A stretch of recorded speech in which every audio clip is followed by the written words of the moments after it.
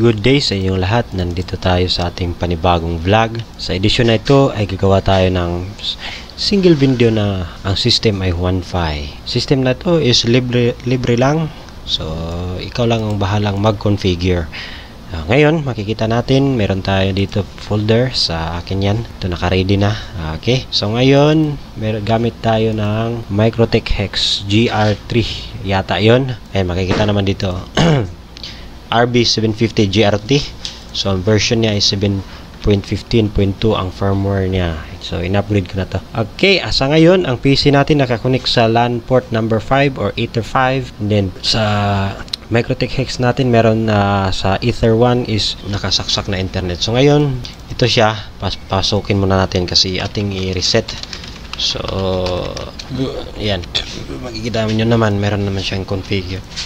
Na-configure ko na to, and then pakita ko sa inyo kung paano ko ginawa. So, konting sharing ko lang to. Ganito lang ang ginawa ko. So, ngayon, first thing first is i-reset natin yung configuration niya. So, no configuration default, and then yan, yes, i-reboot natin. So, ma-disconnect tayo, and then i-cancel muna natin to at antayin natin siyang mag-power up. Yan. So, narinig nyo naman, may tunog na siya. And then, makikita natin dito sa neighbors. So, ngayon, since baguhan pa ako dito, ito lang ang palagi kong ginagawa sa aking MikroTik Hex. So, yan, nag-beeping na siya dalawa. Makikita na siya dito. So, nga pala, gamit pala natin na software is Winbox. Itong software na to makikita nyo lang din sa Google. Search nyo lang sa MikroTik. So wala pa. Ayan. So makikita nyo siya. 7.15 na version. RB750 GR3 ang ating board hex. So ngayon wala pa siyang IP address. Dito tayo sa MAC address. MAC address yung walang password yan. Teka lang. Admin. Ay walang password yan yata eh. Ayan. Walang password. Kalimutan. So ngayon, walang password sa old. So lagyan natin ng ating password na ito. Teka lang, mali.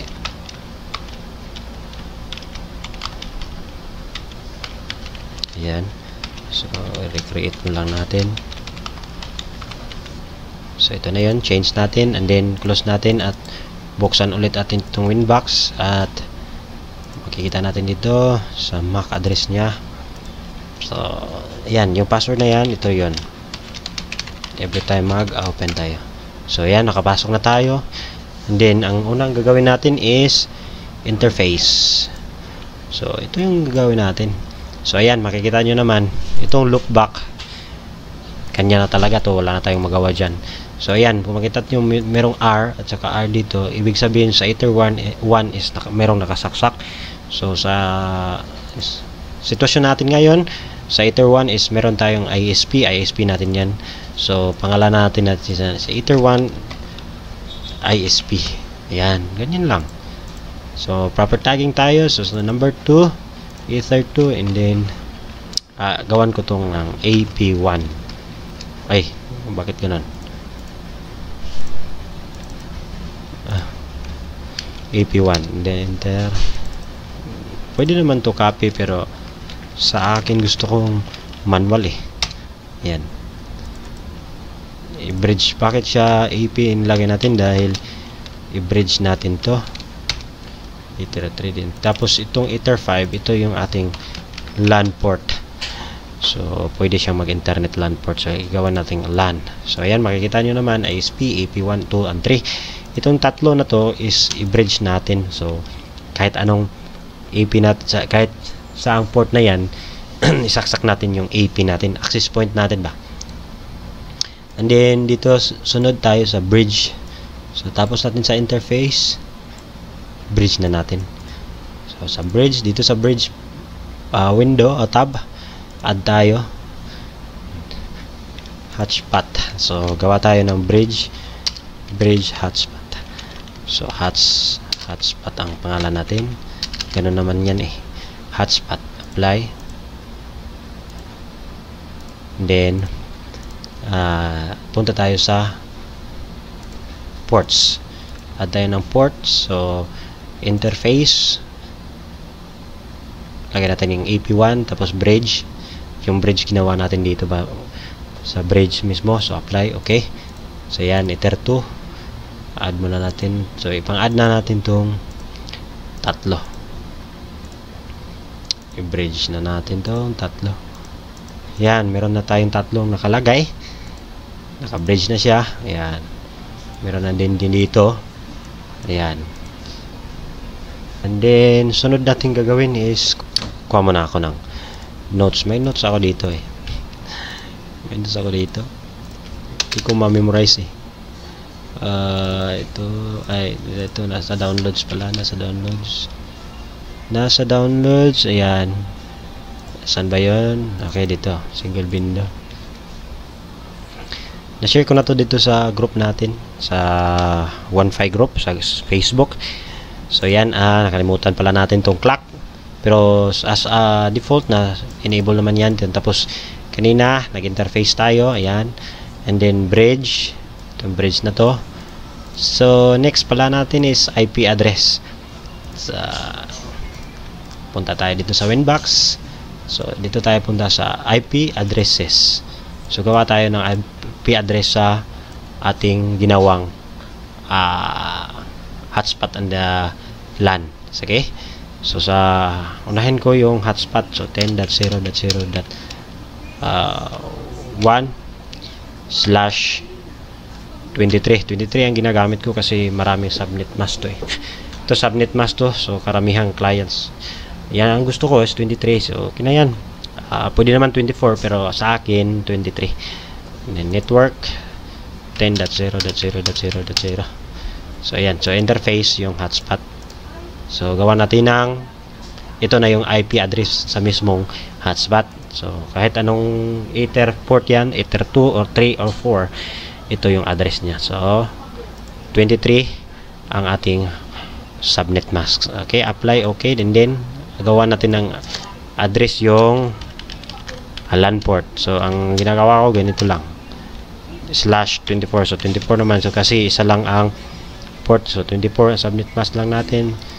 And then, itong LAN. Piliin natin itong LAN. And then, ito. But, lagyan na lang natin to ng 10.0. Ganyan naman yan eh. So, ayan. Meron na tayong address list. Close na natin to. And then, close na yan. And then, balik tayo dito sa ating guide. Ayan, makikita nyo naman eh. 23 and the 24, all of them is subnet masks. So, subnet mask. And then, DHCP client. Punta tayo sa DHCP clients.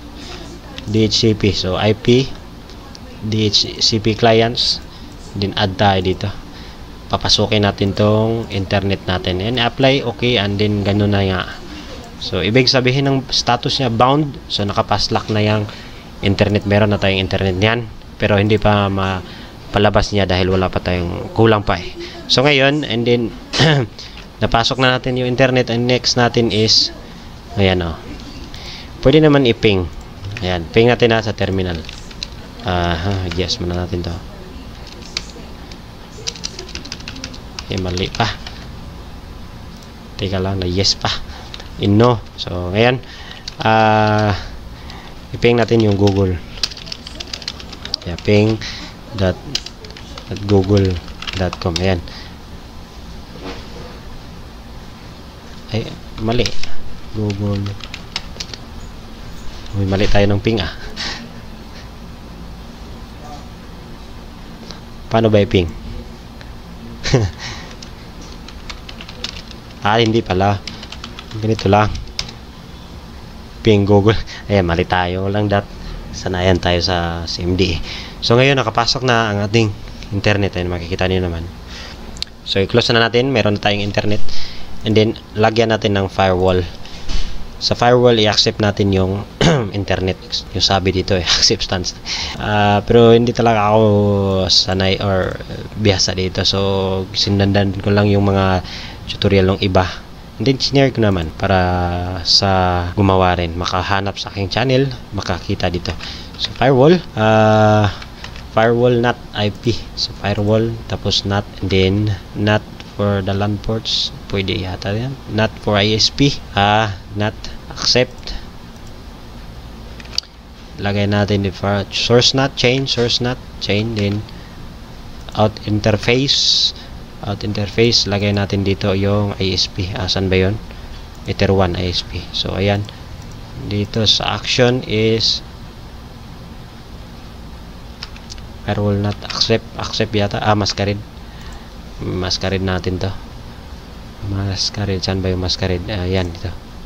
So okay, so ito na yon, naka masquerade na yan, wala tayong filter, so masquerade. And then next is ito, firewall not for the LAN ports. Mamaya na yan, wala naman po kuha na yan for LAN, na naman yan, wala tayong gagalawin na masyado. So dito tayo focus sa hotspot natin.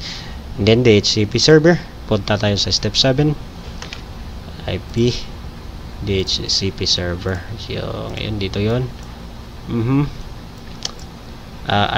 DHCP setup. So setup tayo ng ating hotspot. Lagyan natin ng DHCP server. Si hotspot muna natin unahin. So ngayon, yan, makikita nyo 23. Next lang tayo. Ay, tika lang. Okay, ito yon, 10.0 din. Ito, gawin ko tong 10 para may reserve akong para sa Nodem CEO ko.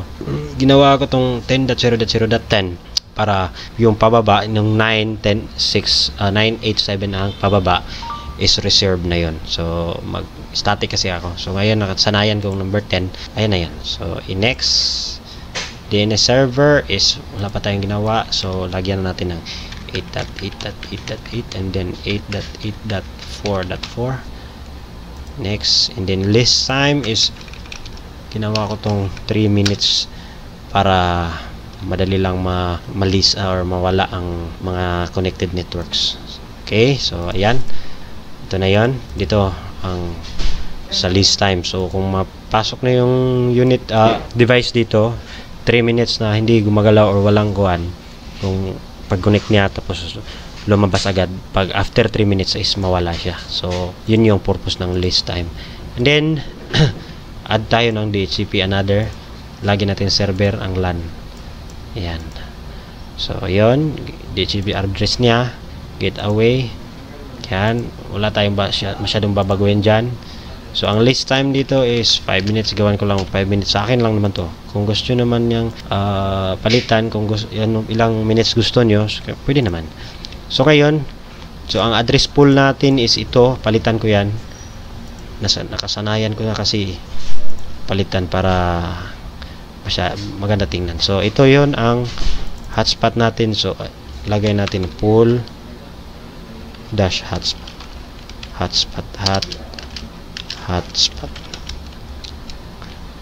Yan, pool hotspot.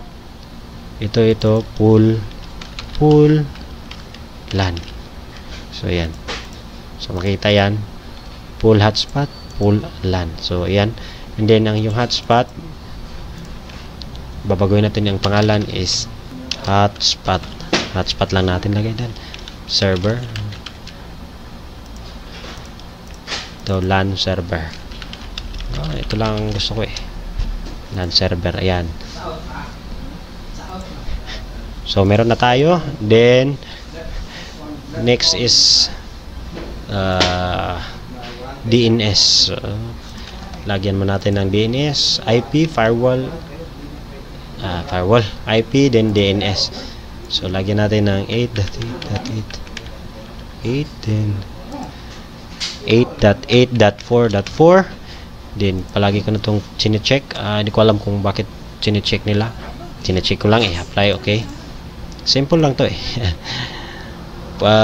kung meron kayong mga katanungan or suggestion, pwede naman i-comment nyo sa comment section dyan. Basahin ko lang at magre-reply ka agad pag hindi busy.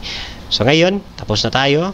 Ang next gagawin is create tayo ng hotspot ng 1.5. Okay, create tayo ng hotspot ng 1.5. So wala pa tayong internet, restart muna natin tong MikroTik kasi okay na to supposed to be maka-internet na tayo. Exit muna natin and then sugin ka agad. Ayan na, diba? Meron na yung IP. So iba makapasok? Wala. So ito muna, dito muna tayo sa Mac. Papasok, wala pa internet kasi. Bakit kaya? Wala siyang ayan na, meron na. So naka-inter access tayo. So, exit muna natin to. Dito tayo dadaan sa IP. Ayan. So, password. Ayan, nakapasok na tayo. Meron na tayong access. So, ayan. Ang gagawin natin is gawa tayo ng hotspot. So, dito tayo sa IP, hotspot. Gawa na tayong hotspot para sa ating Piso Wi-Fi window. So, ito. Dito tayo sa server tab. And then, dito tayo sa hotspot setup. Hotspot setup, yung interface na ginawa nating hotspot, ito yung interface nating gagawan. So, ayan, masquerade na. Check nyo.